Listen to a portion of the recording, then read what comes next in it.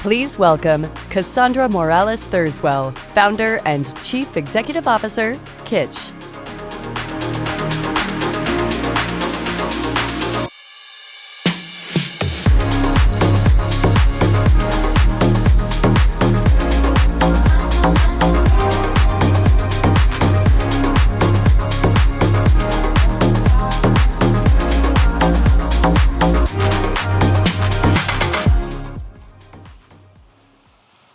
Wow. Never in a million years did I ever think I'd be speaking at the Beauty Summit, so I'm very honored to be here.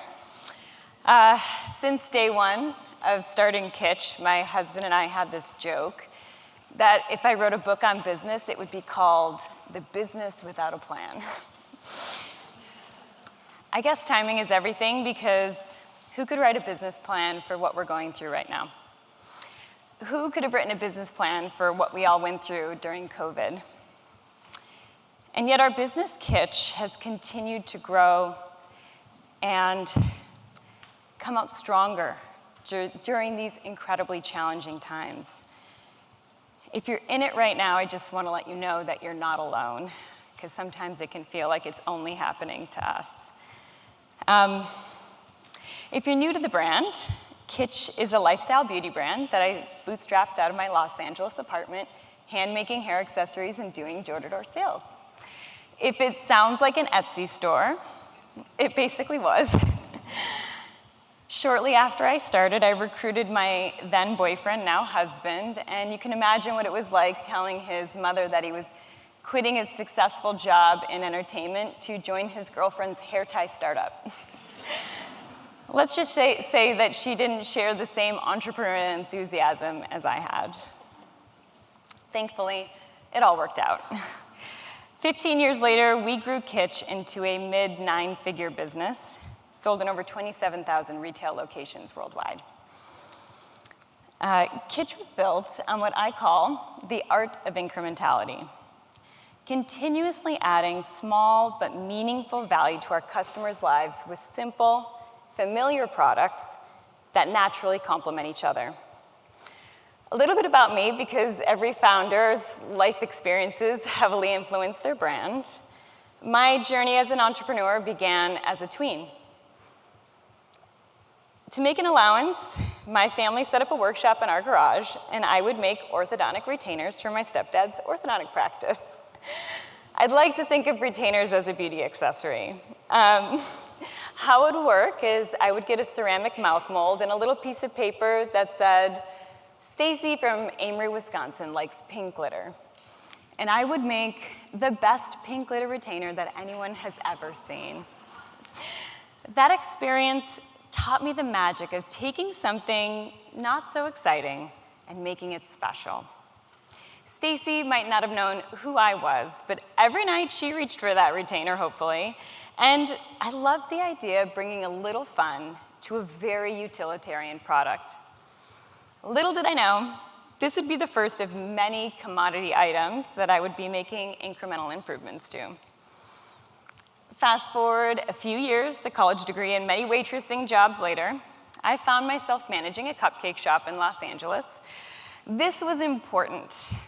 This taught me that packaging matters. What I learned was that a thoughtful presentation can turn an ordinary cupcake into a giftable treat. Soon after, I got a job in private label, making jewelry for brands like Hot Topic, Anthropologie, and Nordstrom. And this is where I discovered my superpower: listening to customers. I learned to design what other people want, even when those wants are not the same as my own. I learned to let go of my ego, because I knew with private label, if you didn't give them what they wanted, you didn't get the order. So, at the ripe age of 25, because we know everything at 25 years old, I was ready to start my next venture, Kitsch. I saved up $30,000, thinking it would last me at least a year, and I wanted to make a product like retainers that someone reached for every day, like giftable packaging like cupcakes, and a winning design like what I did with jewelry. What was that item? A hair tie, a handmade hair tie. But are you really a beauty brand if you don't have an epic before and after picture? Here's a snapshot of my desk 15 years ago in my apartment. I was living off of dollar burritos, listening to self-help books, trying to convince myself what I was doing was a good idea. If you look closely, you'll see my favorite get 10 more orders on my whiteboard. Get ready. Here is my desk 15 years later. Okay, not the most glamorous before and after. I'm still eating frozen burritos. Clearly, a fancy office is not a priority to me, and I'm still listening to self-help books. I'm actually writing the speech in that picture, too. Anyway, anyone could make a hair tie, but I made it a little better, incrementally better, and giftable, so it could be sold at any retailer. This was important because I was a traveling salesman, and I wanted to be able to walk into any store and know exactly where the product could sit. And it didn't matter if it was a spa, a salon, a boutique, a yoga studio. I wanted to walk into that store and make a sale. When someone said no, I never argued or told them they just don't get it. I didn't insist that they were wrong. Just like private label, you have to let your ego go. I simply asked, why? If the feedback was good, I would go home and I would change the product and I would be back the next day just to get the sale. Some days I'd make $100 in orders only to get a $50 parking ticket. But the goal was clear. Make a hair tie so undeniable that any retailer, anywhere, could add it to their basket. That's exactly what happened. And that's when the orders started coming in. Our customers loved the products and trusted the quality, and no matter who they were, they would ask me, what else can you make? That's when I had a light bulb moment. What if I created a hair care brand that was everything outside of shampoo and conditioner? Taking care of your hair from the moment you wake up to the moment you go to sleep. This is when we embraced what I call the art of incrementality. It's about recognizing that the customer's basket can be built strategically, assembled with everyday favorites that complement each other. The best way for me to describe this strategy is with a baseball analogy. I like baseball.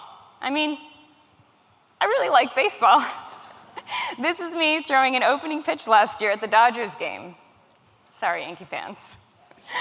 Many beauty brands swing for the fences with a single hero SKU. They invest everything in it. Kitsch wins by stacking up more singles and doubles and combining that with timely home runs.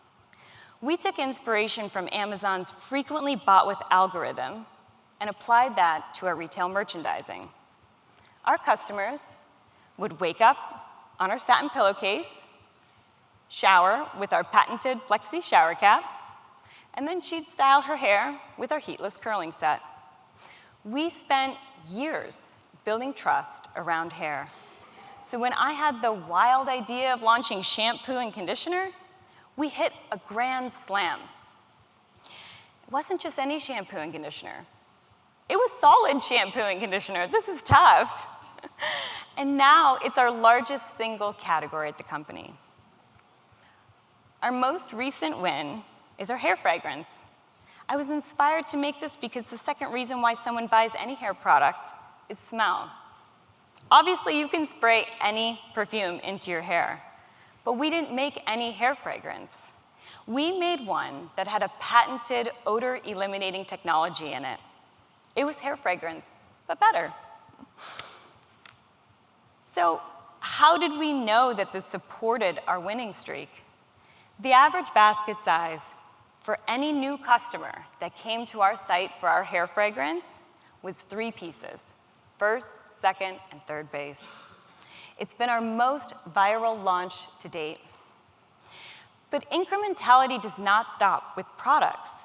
It applies to our retail distribution or all of our distribution channels as well. We sell in channels that many brands often overlook. When I say we're omni-channel, I'm not just talking about a single retailer and our website. I'm talking grocery, spas, salons, mass beauty boutiques, national and international. And this diversity stemmed from the door-to-door sales that I started in those first few years. This was intentional. This product was designed to be sold in all of these locations. So that hustle still matters. Accessibility is still a core value at Kitsch. We're truly meeting the customers where they are. Even with all these incredible retailers combined, wholesale isn't our biggest channel. Since launching our website in 2018, we've been able to serve over 20 million customers online. So whether it's a mom and pop shop or a major retailer like Ulta, Target, Mecca, even Selfridges in London, it doesn't matter what's trending: skin, hair, makeup, body. Kitsch has a product that complements that purchase. We don't fight penny wars. We're not focused on stealing shelf space. We don't overspend on marketing. We don't try and convince the customers that they need our products. It just makes sense to them. We focus on innovation, whether it's an entirely new product that you didn't know you needed, or something that you already use and making it better. I'll give you an example of how I identify opportunities. We have about 5 million superfans across all of our social channels. I would watch videos of them use our spa headband. It's one of my favorite products.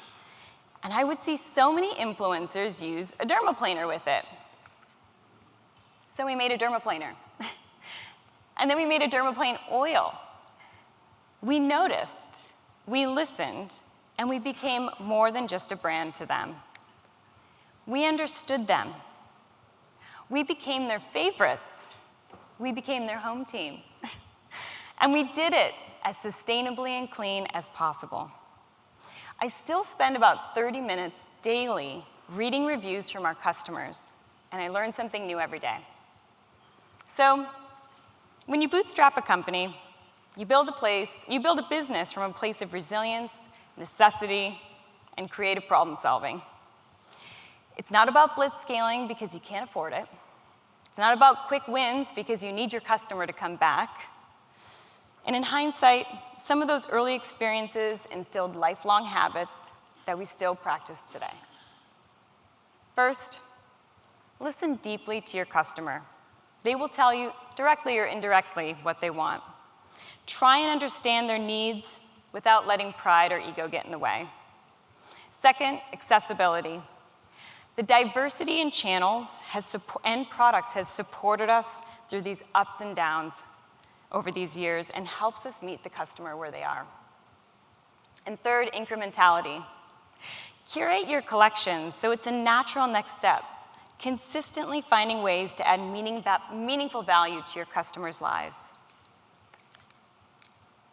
Today, my husband and I get to walk to work together every day, and we see Kitsch out in the wild. Whether it's a barista or a mom walking her daughter to school, or a yogi coming out of class, it reminds me of the journey that started 15 years ago. I'd love to say that this was all some master plan. It wasn't. I wish I could give a perfect playbook, but I can't. The business without a plan has kept us nimble. In fact, business plans change, but your ethos shouldn't. One thing has always stayed the same: building trust one day, one product, and one customer, and one hard-earned win at a time. Thank you.